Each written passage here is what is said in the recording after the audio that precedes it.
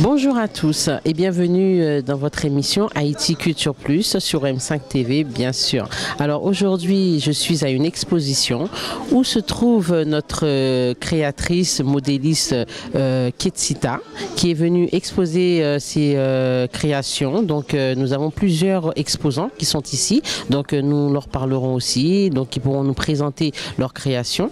Alors tout de suite, je vous propose d'accueillir Ketsita Models pour nous parler un petit peu de cette création. Merci. Bonsoir Ketsita. Bonsoir Venise. Comment ça va? Très bien, merci. Alors, moi ça va, hein, comme tu vois, je suis en ta compagnie, ça va, tout va bien. Alors Ketsita, aujourd'hui tu as fait une exposition, en fait tu fais partie d'une exposition. Alors est-ce que tu peux nous parler un petit peu de tes créations? Bon, déjà on va te laisser te présenter, nous dire qui est Ketsita. Beaucoup de gens connaissent Ketsita, mais pour ceux qui ne la connaissent pas, je vais la laisser se présenter quelques minutes. Alors, je suis Ketsita Madaleno. J'ai une marque qui s'appelle Ketsita Model depuis quelques années, bientôt, donc depuis 2009.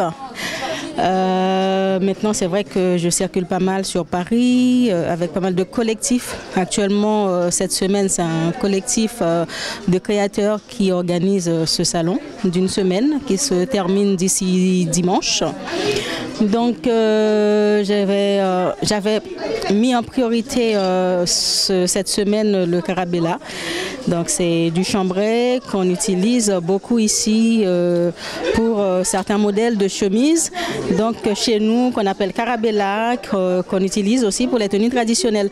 Donc, j'ai mis pas mal sur mon stand cette semaine. Les gens ont pu découvrir les modèles de Carabella qui sortent un peu de l'ordinaire, qui ne sont pas des modèles très traditionnels, c'est-à-dire folkloriques, mais plutôt des modèles qu'on va pouvoir utiliser en France pour des soirées, avec des vestes, des tenues assez sympathiques. Voilà. Alors Ketsita, tes modèles, par quoi es-tu inspirée justement par rapport à tes modèles? Qu'est-ce que, quand tu les dessines d'abord, je suppose, hein? Alors par quoi es-tu inspirée? Alors l'inspiration vient de mon comportement déjà.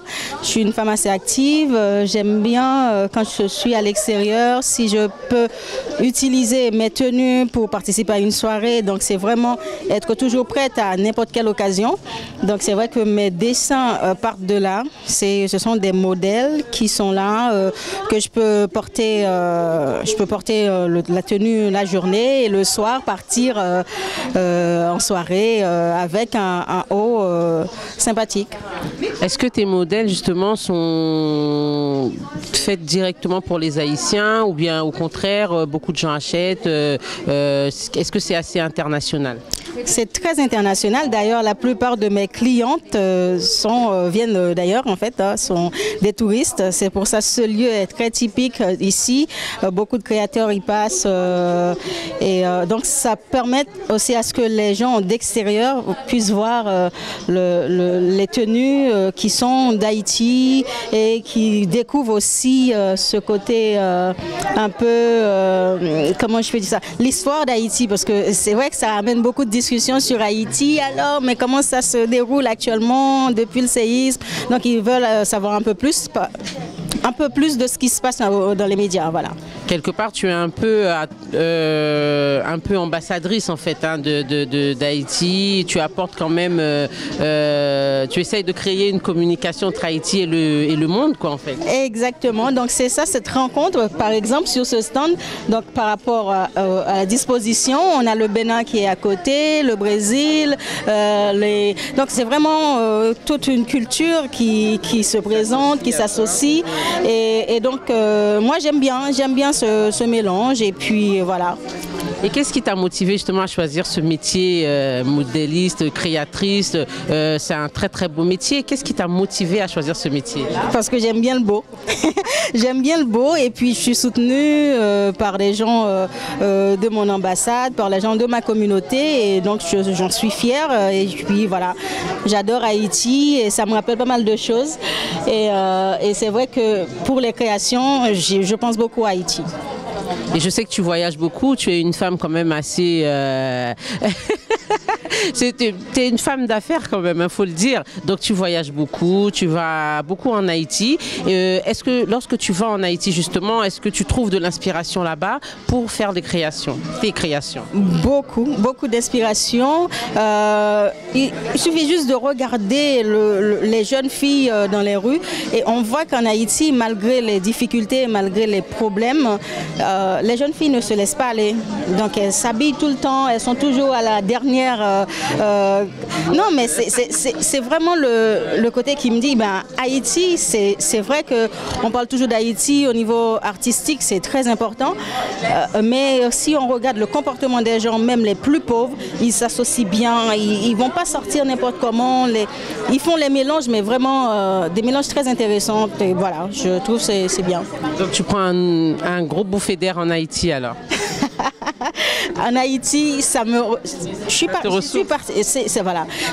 partie il y a quelques semaines et c'est vrai que lors de mes visites, que ce soit dans les provinces, j'ai pu faire le constat sur le climat, sur le comportement et tout se passe mais à merveille. J'en suis ravie, je suis revenue avec plein d'idées, voilà.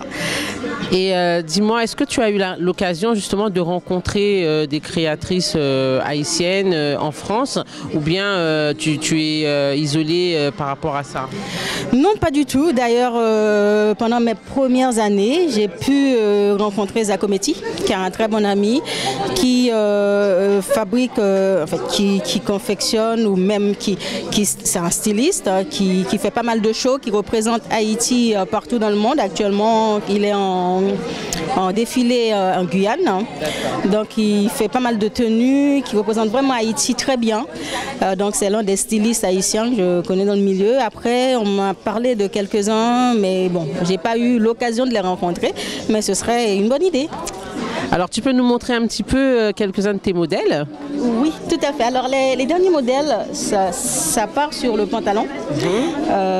Donc, utiliser toujours le chambray. Donc, il y a ces petits, ce tissu de coton qu'on utilisait beaucoup en Haïti pour des tenues écolières. Oui, en fait, donc là, j'ai fait le rappel sur ces pantalons-là, de Carabella. Et là, on repart sur une robe alors qui est faite avec des ric-rac. Hein. C'est toujours tiré sur le thème du drapeau. Donc, ça, c'était un modèle créé pour la fête du 18 mai d'ici. Et donc, il y a pas mal d'autres tenues comme ça, toujours avec les couleurs du drapeau, donc qui représentent Haïti sur tous ces aspects. Exactement. Et pour terminer, il y a aussi cette tenue que vous avez peut-être eu l'occasion de voir sur certaines demoiselles, donc où il y a la peinture, vraiment tout ce qui est créatif, voilà. Vraiment dans la culture même. Vraiment de la culture même, avec la tenue plus la peinture de là-bas. Donc il y a toute une histoire sur cette robe. Elles sont magnifiques. Voilà.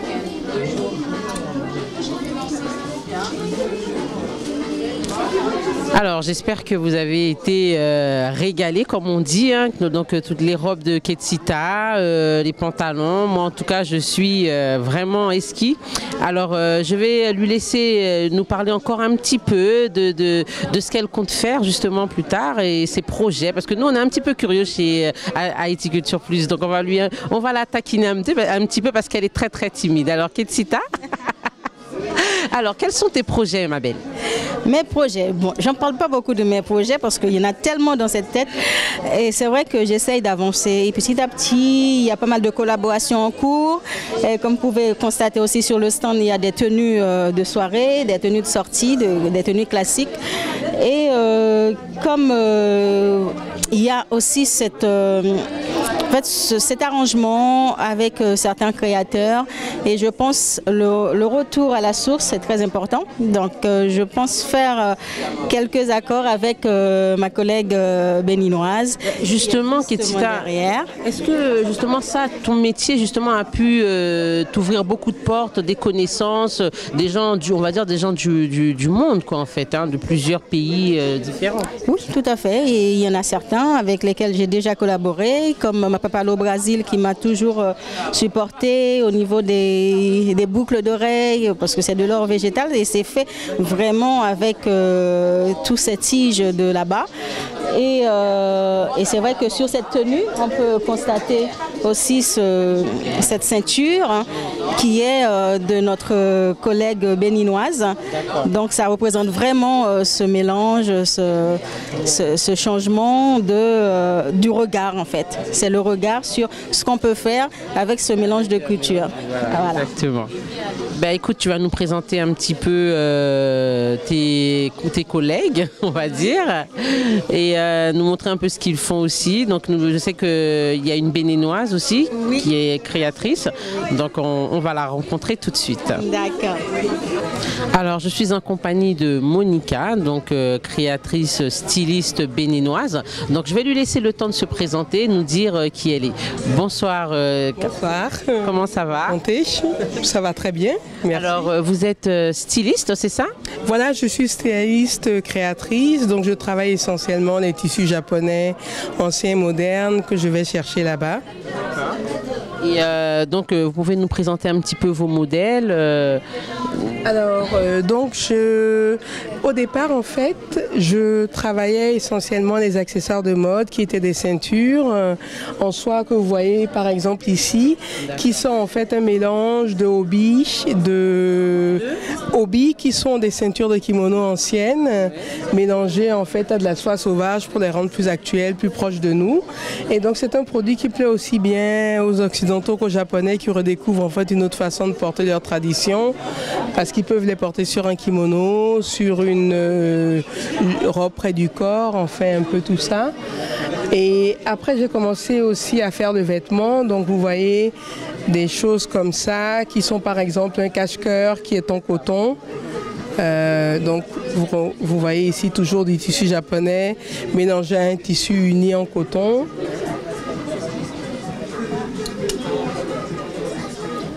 Je fais également des robes comme ça qui sont faites à partir de kimono également. Ça fait partie de ma gamme tout en soie. Alors Monica, qu'est-ce qui vous a inspiré justement ce mélange chinois et japonais? Japonais, j'y tiens, oui. Ben écoutez, j'ai fait des études de japonais, j'ai étudié au Japon ensuite et j'ai épousé un japonais par la suite. Donc ce qui fait que j'ai en fait une très grande attirance pour ce pays et c'est vraiment mon pays de cœur. Donc je vais régulièrement au Japon, endroit où j'achète tous mes produits que je retravaille ici en France. D'accord. Et au Bénin, comment ça se passe? Ben écoutez, au Bénin, malheureusement, je ne suis pas retournée depuis un très long moment, une vingtaine d'années, mais je compte y aller l'année prochaine. Oui. Alors, ces vêtements, est-ce que ça fait longtemps que vous faites ce métier? Vous êtes... Ben écoutez, à l'origine, je suis traductrice-interprète en japonais, en anglais. Donc, j'ai commencé, quand j'avais un peu de temps libre, à créer des accessoires de mode qui ont énormément plu. Et j'ai décidé de développer ma gamme. Donc, je dirais que ça fait à peu près 5-6 ans que je fais ce métier, oui. Et vous aimez ça? Comment? J'adore parce que c'est vraiment... ben ça reste dans ce que j'aime parce que je travaille des tissus japonais, ça reste dans la couture, quelque chose que j'aime également. Donc effectivement, c'est vraiment... Et si on veut trouver justement vos créations, où est-ce qu'on peut vous trouver? Ben, on peut me trouver dans 2 boutiques japonaises à Paris ou sur les expos de créateurs que je fais régulièrement. Alors je vous laisse nous présenter vos créations alors. Oui, très bien. Alors j'ai une gamme d'accessoires. Alors ce sont essentiellement des ceintures, comme vous voyez ici, en coton.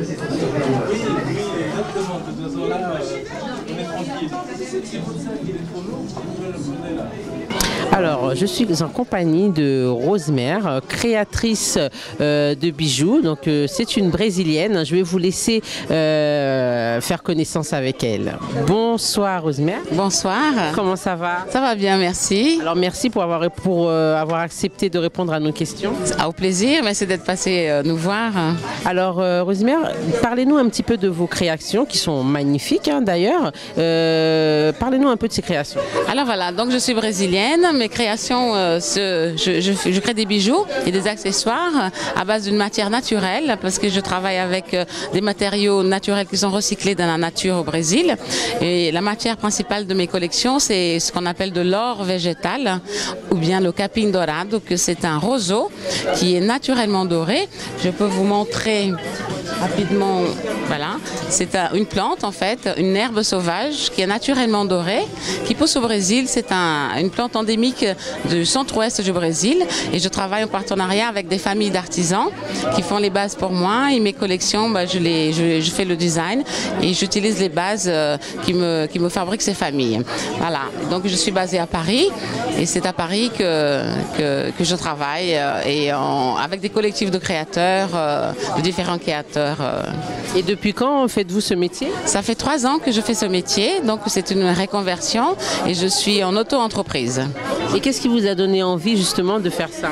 Justement, l'amour de mon pays, de mes racines et de l'artisanat et du savoir-faire qu'on a aussi dans des pays d'Amérique latine.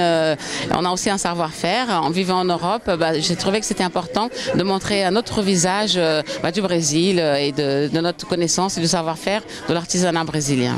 Alors justement, quel regard ont les gens de l'extérieur de ces créations?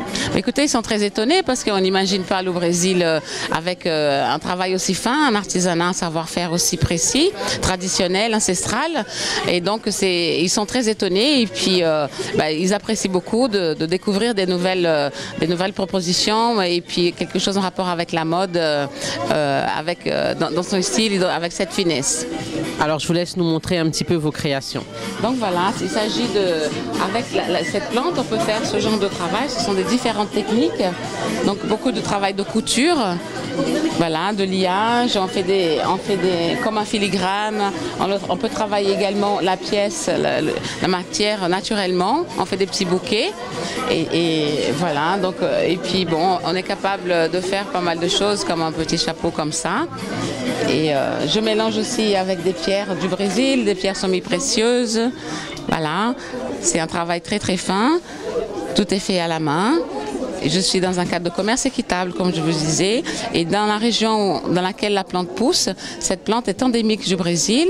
Il y a un agrément spécial pour les gens de la région pour l'accueillir et la travailler. Voilà, cette plante est protégée parce que les familles pauvres au Brésil, dans la région, elles ont acquis ces savoir-faire et aujourd'hui elles vivent de cette activité. Voilà, donc on ne peut pas vendre la matière première ailleurs qu'au Brésil. Je vous remercie beaucoup. Au revoir. Alors, j'espère que l'exposition vous a plu. Donc, je retourne auprès de Ketsita Models. Donc, elle va nous donner le mot de la fin. Alors, Ketsita, où est-ce qu'on peut te trouver? Alors, Ketsita Model se trouve sur Facebook actuellement parce que le site est en construction. Donc, c'est fermé actuellement pour la mise en page. Donc, ce sera disponible bientôt. Et donc, sur Facebook, vous allez sur Ketsita Model. Vous tapez Ketsita, K-E-C-I-T-A, modèle, M-O-D'-L. Et vous pourrez trouver certains modèles en expo. Et sachant que Ketsita Model prend beaucoup de commandes sur mesure. Donc, n'hésitez pas à écrire sur ketsita-model@gmail.com. Voilà. Merci beaucoup, Ketsita. Et puis, surtout, merci pour avoir accepté de répondre à nos questions. Et écoute, je te souhaite plein de bonnes choses pour cette aventure, on va dire. Voilà, Haïti Culture Plus, c'est fini. Donc, on se retrouve très, très, très bientôt sur M5 TV dans votre émission Haïti Culture Plus, bien sûr. Bye bye.